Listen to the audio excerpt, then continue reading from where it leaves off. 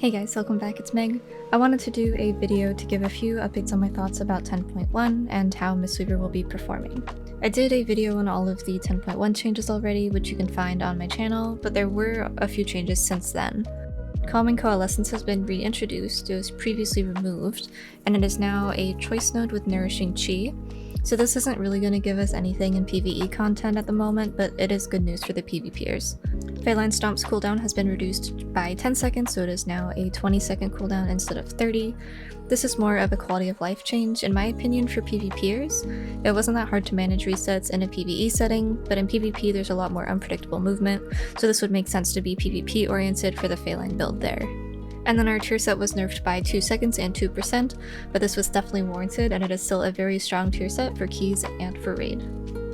Our 2-piece for the Mistweaver tier is Renewing Mist has a chance to grant Soulfang Infusion, which grants 3% of our mana over 3 seconds, and our 4-piece is Drinking a Tea or Gaining Soulfang Infusion increases the healing of your Vivify and Renewing Mist by 40% for 6 seconds. In the latest PTR build, we did receive a nerf to this because it now has a 6-second internal cooldown, so this has brought our uptime down to around 50%, and that is with like perfect play and everything, so hopefully that gets reverted because this limits our playstyle quite a bit and it limits our Vivify windows, but we are going to have to wait and see what actually ends up going live. When it comes to Mythic Plus, I've seen a lot of people think that this has nothing to do with the current playstyling keys, but it is actually very good. When it comes to mana, it wasn't something that we really had an issue with outside of maybe 1 to 2 fights on a high Tyrant week, but this way we can pretty much no longer concern ourselves with mana at all. The main draw to this for Mythic Plus is during situations where you don't have Shaylun's, Chi-Ji, other defensives or cooldowns, and you can rely a little bit more on your Vivifies than previously due to the buff we're receiving on those as well as with the tier set. We'll be able to force proc the 4-piece by drinking Mana Tea, and this is effectively becoming another baby cooldown where previously we would have been more reliant on off-healing, specs, health pots, defensives, other group utility, and it gives us a lot more agency on healing outside of cooldowns. So with everything that we have received for 10.1, everything that we talked about in the previous video last time we talked about changes for the new patch, that is all really great. I'm really excited for our tier set as well as some of the more small quality of life things that we're getting. I think overall this is going to be a really solid tier for Mistweaver, and we're just going to have to cross our fingers that the tuning ends up going well. For the rest of this video, I am going to be going over the new affixes that we've got and how it feels to handle those as Mistweaver, any concerns that I have regarding those, as well as the dungeon design and how Mistweaver fits into that. And I am going to be doing a little bit more raid-oriented stuff this tier, so we are going to talk a little bit about how Mistweaver felt in raid, just so you guys can see what we were doing on PTR. So we have received some updates to the affixes. Explosive has been removed, and Volcanic will be taking its place. Explosive was initially meant to be in Season 2 instead of Volcanic, but after a few iterations of it, they decided to scrap it entirely, and Volcanic has made its return. Grievous and Quaking have also been retired and replaced with Afflicted, Corporeal, and Entangled. The Afflicted spawn rate is very high, and it feels mandatory to have at least one other disease, poison, or decurse in the group. Otherwise, you're just gonna be overrun with Afflicted mobs, and this isn't even considering the fact that there are dispels that must be happening in the dungeon already. They have a lot of HP. A full 10 stack of Shaylun's Gift is not gonna heal them to full by itself. If they spawn less frequently, this would probably be fine, but they are extremely fast on respawns, and the Afflicted weeks, honestly, we're just gonna end up being Dispel Simulator, which is not fun. It also heavily limits your comp when requiring a second Dispel of this type. And something worth noting for Mistweavers, Revival will not hit these mobs, it will not heal them, and it will not dispel them because they are not party members, and Revival has that modifier for some reason still. I don't know why. This was also an issue with the Anduin's Hope ads on the Anduin fight from Sepulchre, but they are not in your party and they will not be affected by Revival, which is very, very unfortunate. Corporeal, once again, the spawn rate is very high. Since launch, they have made some pretty decent changes to this, but given that we're still so pressed for crowd control on the dungeon mobs alone, I'm concerned that this is going to be a really big comp limiter as well, similar to Afflicted. These are also not affected by AoE stuns, so Mistweaver has a singular ability that will work for this. Paralysis will work, however, like Sweep and Ring of Peace will not. So hopefully that is something that gets looked at, but otherwise I'm not really looking forward to Corporeal as an affix either. For Entangled, for Mistweaver specifically, this one actually isn't that big of an issue. because we have a lot of anti-snare and anti-root capabilities, as well as the ability to free someone else. I have the Chi-Ji and Tiger's Lust and Diffuse sheets, and I will be updating those as we go into Season 2 as usual. I'll have that linked in the description. But entangling causes the same issue that quaking did when it came to dungeon and boss design. There are mechanics requiring you to stack and remain stacked for a period of time, and now instead of killing everyone with quaking, you'll just get stunned if you don't have an anti-root. While this is a step in the right direction, I worry about classes with long casts. Low mobility will suffer as well, as boss mechanics working against it directly, or small boss rooms where movement is limited. So I think that this is a very similar issue to what we had with quaking, and I'm not really sure how it's going to end up working out, but this one is definitely one of the better ones that they've done. So those were the new affixes that we're getting, and then there has been some changes to old ones like Raging. This has changed from a damage increase past the health threshold to a crowd control immunity, but this does not include kicks. There's a ton of CC required in these dungeons already, so I think that melee heavy groups are going to fare better due to a lower kick cooldown.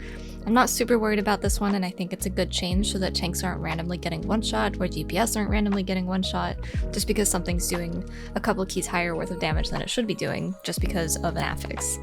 It puts a little less pressure on you to bring soothes, especially in situations like Temple of the Jade Serpent that we recently saw. An AoE soothe was very important in there because of the little Shaw ads that would burst.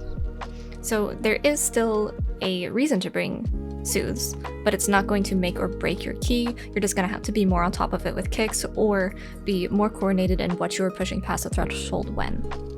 Bolstering has also received some changes. The bolstered mobs no longer are going to be gaining health when they bolster, they're just going to keep the damage portion. This becomes a timer neutral affix, which is honestly huge considering that it was such a big time sink before, since it was preventing things like chain pulling. I like this change a lot, and I'm really excited to see where groups push limits on bolster weeks by deciding which packs to chain and which ones to kill solo. And last for the reworks is Spiteful. The Spiteful Shades have received a nerf to their melee attacks, as well as their scaling stops at 20 now. So realistically, funny enough, this makes Spiteful a healer affix, an actual healer affix, because it is pretty much going to be the case where it is more worth to heal through the melees than it would be for the DPS to lose uptime by running away from them. In Mistweaver's case specifically, we would benefit from higher mob counts, and therefore we get actual funnel healing off the Spiteful Shades. So this is likely to be a non-issue for us, and in some cases we can actually use it to our advantage. Moving on from affixes, and I want to talk a little bit about the actual dungeons that we're going to have. Our dungeon set for Season 2 is Niltheris, Halls of Infusion, Brackenhide Hollow, Oldemon, Neltharian's Lair, Vortex Pinnacle, Underrot, and Freehold. So we've got the 4 other Dragonflight dungeons that we did not see in Season 1, in addition to 1 from Cataclysm, 2 from BFA, and 1 from Legion. Overall, Mistweaver has a very good toolkit for these dungeons. We have a large amount of CC available, which is beneficial for this dungeon set, as well as for more specific things like Incorporeal. There's a lot of poison and disease dispels as well, and in some situations there are AoE disease dispels like Sporecaller Zancha in Underrot. There's also a lot of slows or snares or roots. This is going to be our strength because we have Chi-Ji as well as Tiger's Lust, and I want to say, just to give you a point of reference, we do have Entangled, which will be present everywhere for the week that it's available, but in Brackenhide Hollow alone, there is at least 8 slows or snares or roots. So very big focus on that type of movement inhibition, so something that we excel at, and that's really good to see for us. The actual damage events are likely to change with tuning passes, but the patterns should remain relatively similar to how they are in PTR. There isn't really a damage pattern that Mistweaver can't handle with proper CD management and talent choices, so I'm not worried about anything in particular except for the intensity of dispels based on trash, or preventing one-shots at the very highest level of Mythic Plus, but that's not a Mistweaver specific issue, that just becomes everyone's issue eventually due to scaling. Overall, I'm very excited for the raid as well. Currently, we don't have a build that we are considering the best or recommending.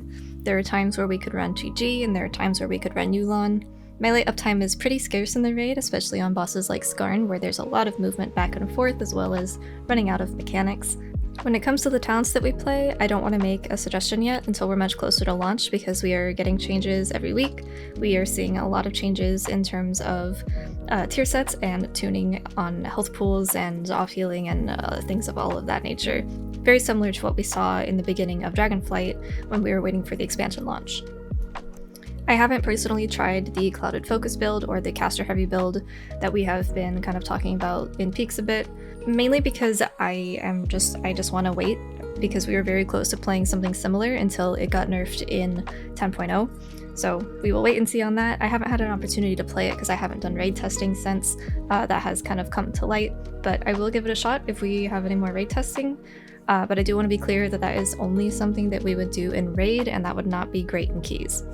In terms of general opinion on the raid, I think that a lot of these fights are really fun. I love the color schemes, the purple and the orange and everything is so beautiful, especially I believe on the second boss with those double elementals. So I'm really impressed with the visuals for sure, but I think that a lot of these fights are going to be very fun to heal.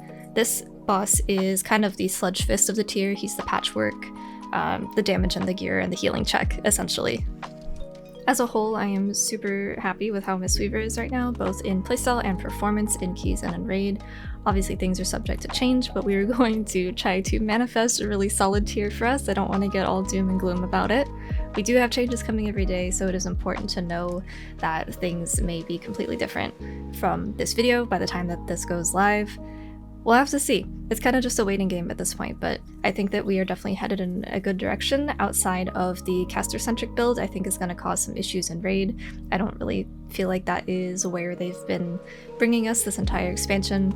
It seems like it came a little bit out of left field, and maybe that's an issue with Vivify tuning and things like that, but crossing my fingers. I'm hoping that it's going to be good, and I am really excited to get started with this patch. I hope this video was helpful. If you guys have any comments or questions, feel free to hit me up on Twitch, Twitter, or Discord, and I will see you in the next video.